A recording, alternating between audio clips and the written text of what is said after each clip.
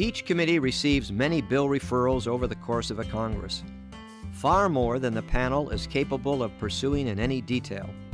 The committee's chair has the chief agenda-setting authority for the committee. In essence, the chair identifies the bills or issues on which the committee will try to formally act through hearings and/or a markup.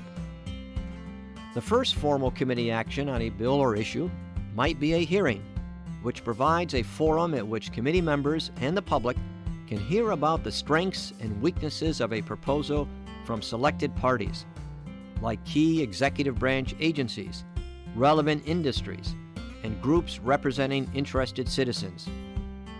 Hearings are also a way to spotlight legislation to colleagues, the public, and the press. At the hearing, invited witnesses provide short oral remarks to the assembled committee, but each witness also submits a longer written version of his or her feedback on the bill. After witnesses' oral statements, members of the committee take turns asking questions of the witnesses. While these hearings provide the formal public setting at which feedback is solicited on the policy proposal, committee members and staff engage in additional assessment of the approach through informal briefings and other mechanisms.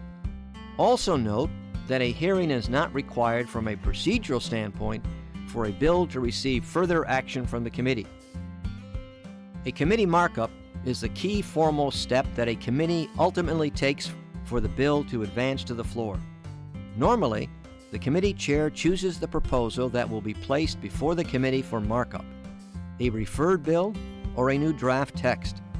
At this meeting, which is typically open to the public, members of the committee consider possible changes to the proposal by offering and voting on amendments to it, including possibly a complete substitute for its text.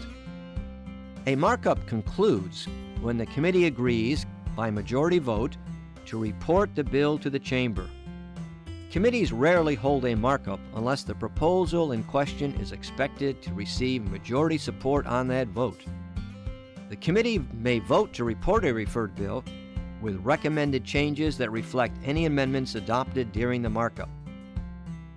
As an alternative to a referred bill, the committee may instead report out an original or clean bill that was basically written in the markup process. Most House and Senate committees also establish subcommittees, sub-panels of the full committee where members can further focus on specific elements of the policy area. The extent to which subcommittees play a formal role in policymaking, for example by holding hearings or marking up legislation prior to full committee consideration, varies by chamber and by committee tradition and practice.